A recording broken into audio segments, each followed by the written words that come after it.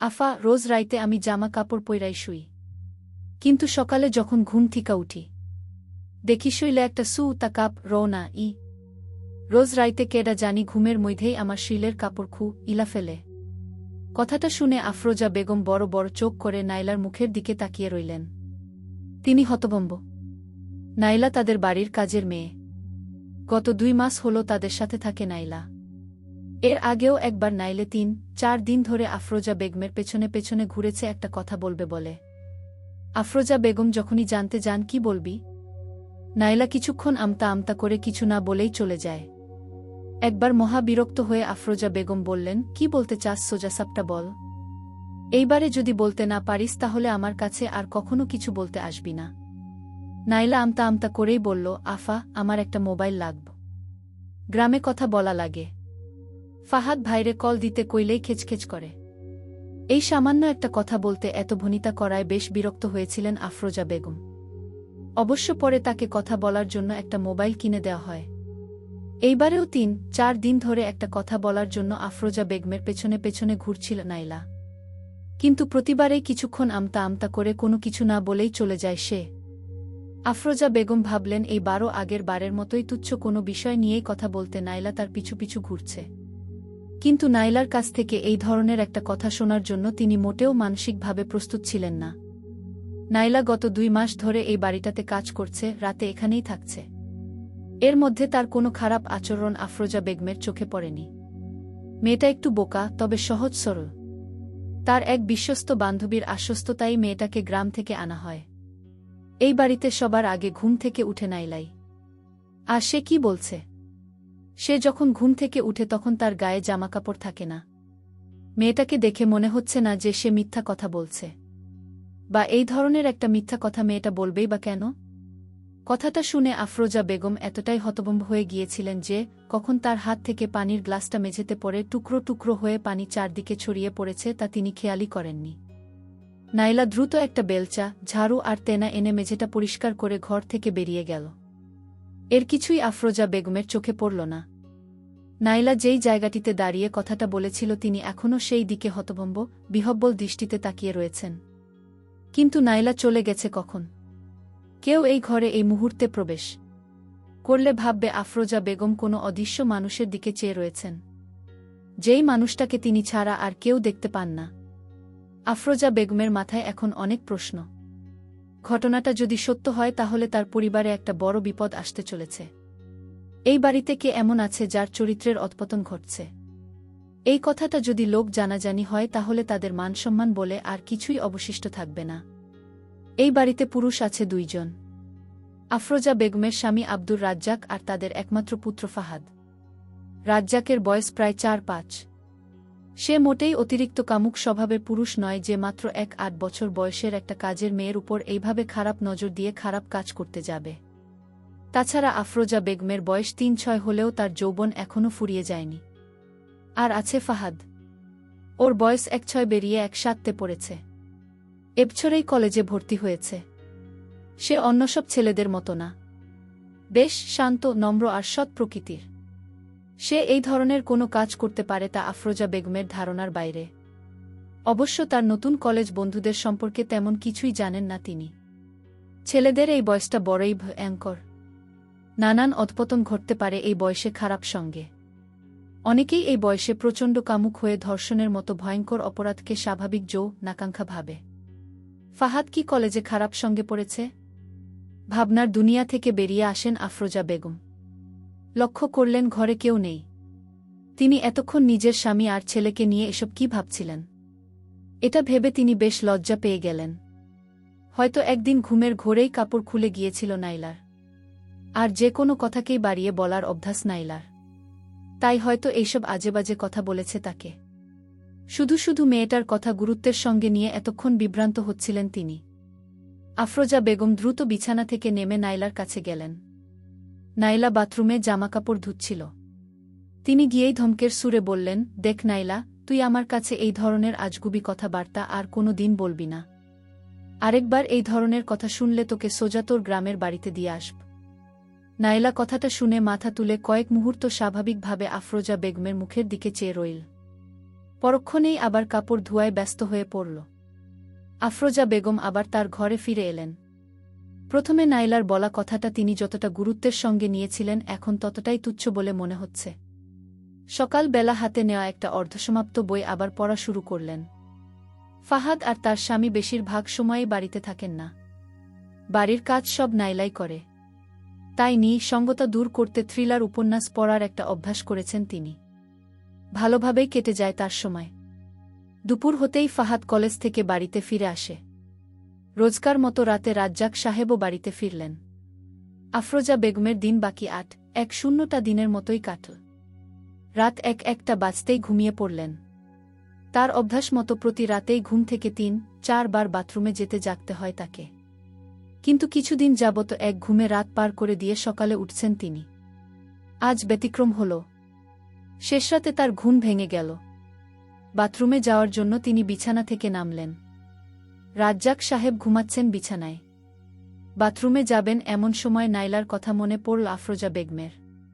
নাইলা কি অদ্ভুত কথাটাই না বলেছিল সকাল বেলায়? আদৌ কি কথাটা সত্য হওয়ার সম্ভাবনা আছে? ঘড়িতে এখন 4:05 বাজে। এখনও ফজরের আজান দেয়নি। তিনি কি যেন ভেবে ধীরে ধীরে রান্নাঘরের দিকে এগিয়ে গেলেন। সেখানে নাইলা ঘুমায়। রান্নাঘর পুরোপুরি অন্ধকার। আলোর সুইচটা রান্নাঘরের বাহিরে। তিনি আলো জ্বালিয়ে রান্নাঘরে উকি দিতেই পুরো স্তম্ভিত হয়ে গেলেন। নাইলা সম্পূর্ণ নগ্ন হয়ে মেঝেতে শুয়ে রয়েছে। ঘটনার আকস্মিকতায় আফরোজা বেগম দ্রুত আবার আলো নিভিয়ে দিলেন। তিনি ভুল দেখলেন কিনা এটা নিশ্চিত হতে আবার আলো জ্বেলে রান্নাঘরে উকি দিলেন। না, তিনি ভুল দেখেননি। নাইলার সালোয়ার, কামিজ, ওড়না তার মাথার কাছে গুলটি করে রাখা। কেউ যে এই কাজটা করেছে তা ভালোমতোই বোঝা যাচ্ছে। কেউ যাতে শুনতে না পায় সেইভাবে আফরোজা বেগম ধীরে ধীরে নাইলার কাছে গিয়ে তাকে ডাকতে লাগলেন। নাইলার কোনো সাড়াই পাওয়া গেল না। এবার ঘুম ভাঙাতে কাঁধ ধরে জোরে কয়েকটা ঝাঁকা দিলেন তিনি। অবাক কাণ্ড, তাও নাইলার ঘুম ভাঙল না। নাইলার ঘুম তো কখনই এত গা ছিল না।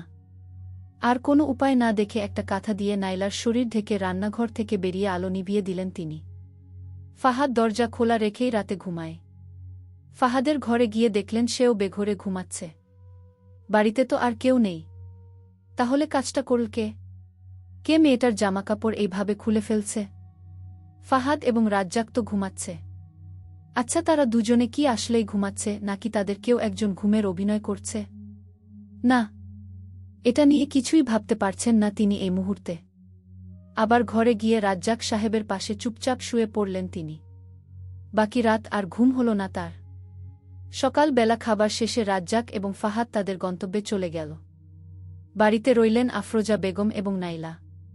আজ আর বই পড়াতে মন বসছে না তার। কয়েকবার নাইলাকে রাতের প্রসঙ্গে কিছু বলতে গিয়েও বলতে পারলেন না তিনি। ব্যাপারটাকে তিনি যতটা সাধারণভাবে নিয়েছিলেন ব্যাপারটা আসলে তত সাধারণ না। শীঘ্রই কে এই কাজটা করছে এটা ধরতে না পারলে বড় একটা অঘটন ঘটে যাবে এই সংসারে। তিনি সিদ্ধান্ত নিলেন আজ রাতে না ঘুমিয়ে ঘুমের অভিনয় করে নাইলাকে পাহারা দিবেন তিনি। রাত জাগবেন বলে দিনে একটু ঘুমিয়ে নিতে চাইলেন। কিন্তু ঘুম আসল না কিছুতেই। রাত 1-1টা হতেই সবাই ঘুমিয়ে পড়ল। আফরোজা বেগম শুধু ঘুমের অভিনয় করে চোখ বন্ধ করে রইলেন। বেশ কয়েক ঘণ্টা তিনি নির্ঘুমে কাটিয়ে দিলেন এইভাবে। হঠাৎ তার চোখ লেগে এল। যখন ঘুম ভাঙল আতকে উঠলেন তিনি। ঘড়িতে দেখলেন রাত 4টার কিছু বেশি। রাজ্জাক ঘুমাচ্ছে। অনেকটা সময় চলে গিয়েছে। তিনি দ্রুত উঠে রান্নাঘরে গেলেন। সেই একই দৃশ্য। নাইলার গায়ে জামাকাপড় নেই। তিনি কিছুই বুঝতে পারছেন না। ঘুমের সুযোগে রাজ্জাক এসেছিল নাকি ফাহাদ? নাইলাকে বেশ ভাল করেই ডাকলেন আজও। কিন্তু উঠল না সে। যেন অজ্ঞান হয়ে আছে। এটা আরও বেশি আশ্চর্যের। থ্রিলার উপন্যাস পড়তে পড়তে একটা জিনিস বুঝেছেন আফরোজা বেগম। যে কোনো বড় রহস্য সমাধান করতে ছোট ছোট ক্লু ধরে এগোতে হয়। আফরোজা বেগমের চোখ গেল ঘুমন্ত নাইলার মাথার কাছের একটা কাচের জগে। এই জগটা থেকে নাইলা পানি খায়। হতে পারে এই জগটাতে কেউ ঘুমের ঔষধ মিশিয়ে দেয় রোজ, যার ফলে রাতে নাইলা আর জাগে না। এই সুযোগেই ধস্তাধস্তি ছাড়া কেউ তার সাথে খারাপ কিছু করতে চায়। ছিক, এসব কি ভাবছেন তিনি? না, এমনটা হতেও পারে। না হলে এত ঢাকার পরও নাইলা উঠবে না কেন? নানান চিন্তা ঘুরপাক খেতে থাকে আফরোজা বেগমের মাথায়। অবশেষে একটা বোতল এনে জগ থেকে কিছু পানি ঢেলে নিলেন তাতে। তারপর নাইলার গায়ে কাঁথা মুড়িয়ে আবার নিজের ঘরে চলে এলেন। পরের দিন সকাল ৯টা। ফাহাদ কলেজে এবং রাজ্জাক সাহেব অফিসে চলে গিয়েছেন। নাইলাকে একা বাড়িতে রেখেই আফরোজা বেগম গেলেন তার এক পরিচিত বান্ধবীর ল্যাবে। বান্ধবীর নাম ফারহানা। তিনি ফরেনসিক ডাক্তার। তার কাছে সেই পানির বোতলটা দিয়ে তিনি পরীক্ষা করতে বললেন এর ভেতরে ঘুমের ঔষধ মেশানো আছে কিনা। ফারহানা কৌতূহলী হয়ে জানতে চাইল এই পানি সে পেল কোথায়, আর পরীক্ষাই বা করতে চাচ্ছে কেন। আফরোজা বেগম মিথ্যা কথা বললেন। তিনি বললেন তার এক বান্ধবী এইটা পরীক্ষা করতে দিয়েছেন। সে তার নাম গোপন রাখতে চায়। ফারহানা আর তাকে ঘাটালেন না। বললেন বোতলটা রেখে যেতে। পরে পরীক্ষা করে তাকে কল করে এই বিষয় সম্পর্কে জানাবেন। আফরোজা বেগম বাড়ি চলে এলেন। বিকেল গড়িয়ে সন্ধ্যা হয়ে গেল। ফারহানাকে তিনি কয়েকবার কল দিলেন, কিন্তু সে ধরল না। তিনি এবার কিছুটা স্বাভাবিকভাবে ঘটনাটার ব্যাপারে চিন্তা করছেন। তিনি কি শুধু শুধু তার আপন ছেলে আর স্বামীকে সন্দেহ করছেন? ফাহাদ বা রাজ্জাক কেউ যদি এটা জানতে পারে তাহলে তাদের কাছে তিনি কতটা ছোট হয়ে যাবেন। এটা তো হতে পারে যে নাইলারই কোনো বড় সমস্যা রয়েছে। তাদের না। নাইলা বেশ রূপবতী না হলেও তার চেহারা তেমন খারাপ না। হতে পারে কোনো খারাপ জিন তার উপর আছর করেছে। সেই ঘুমন্ত অবস্থায় নাইলার সঙ্গে খারাপ কিছু করতে চায়। বা নাইলার কোনো মানসিক রোগ রয়েছে যাতে সে নিজে নিজেই রাতে তার জামাকাপড় খুলে ফেলে অথচ তার মনে থাকে না। আসলেই তো এমন কিছুও তো হতে পারে। এটা এতক্ষণ তার মাথায় আসেনি কেন?